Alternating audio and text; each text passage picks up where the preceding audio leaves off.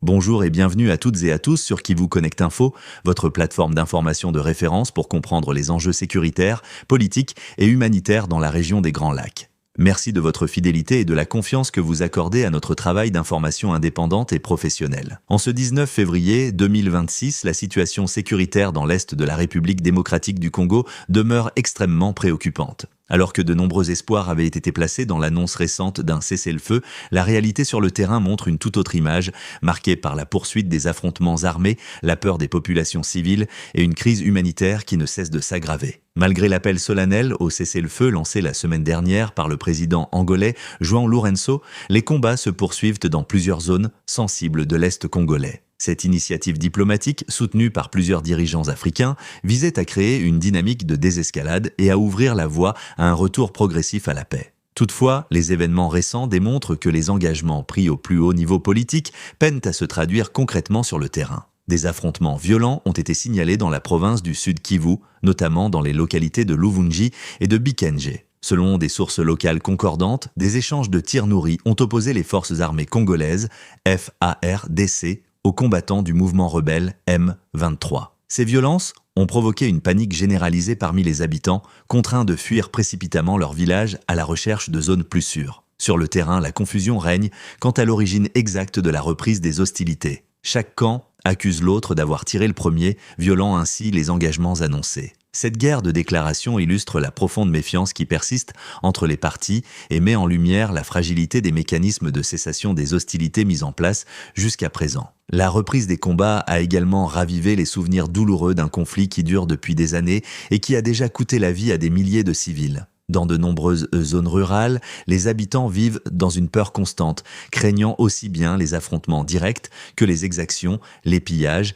et les déplacements forcés. Les activités économiques sont paralysées, les écoles fermées et l'accès aux soins de santé devient de plus en plus difficile. Il convient de rappeler qu'un accord avait été signé en octobre dernier à Doha entre le gouvernement congolais et le M23, avec pour objectif la mise en place d'un mécanisme de surveillance d'un cessez-le-feu permanent. Cet accord avait suscité un certain optimisme au sein de la population et de la communauté internationale. Pourtant, cet espoir s'est rapidement estompé lorsque les combats ont repris quelques jours seulement après la signature, démontrant une fois de plus la complexité du conflit congolais. Face à cette escalade, la Union africaine et les autorités qataries ont condamné fermement la reprise des violences, appelant les parties à privilégier le dialogue et à respecter leurs engagements. Ces appels se sont ajoutés à ceux de plusieurs partenaires internationaux qui redoutent une déstabilisation encore plus profonde de la région. Les États-Unis ont, pour leur part, averti que toute violation avérée du cessez-le-feu pourrait entraîner des sanctions ciblées contre les responsables. Cette position vise à accroître la pression diplomatique sur les acteurs du conflit,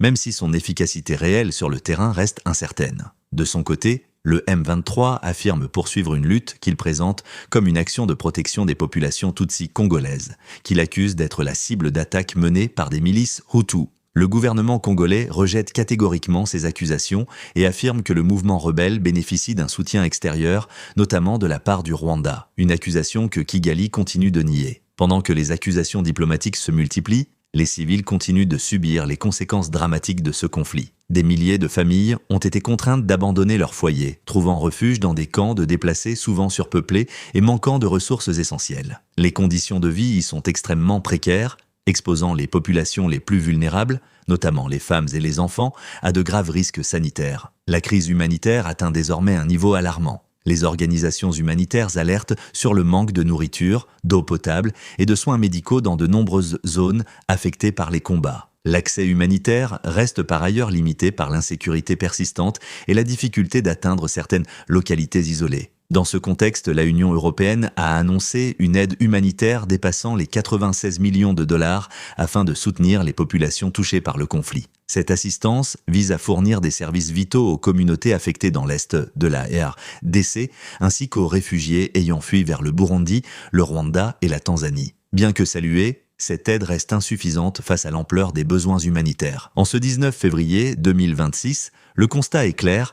Le cessez-le-feu annoncé dans l'est de la République démocratique du Congo demeure largement théorique, tandis que les populations civiles continuent de payer le prix fort d'un conflit prolongé. La situation exige une mobilisation renforcée des acteurs régionaux et internationaux, ainsi qu'une volonté politique réelle de transformer les engagements diplomatiques en actions concrètes sur le terrain. C'était Kivu Connect Info, merci de nous avoir suivis. Restez connectés pour continuer à recevoir des analyses approfondies et des informations fiables sur l'actualité de la région des Grands Lacs.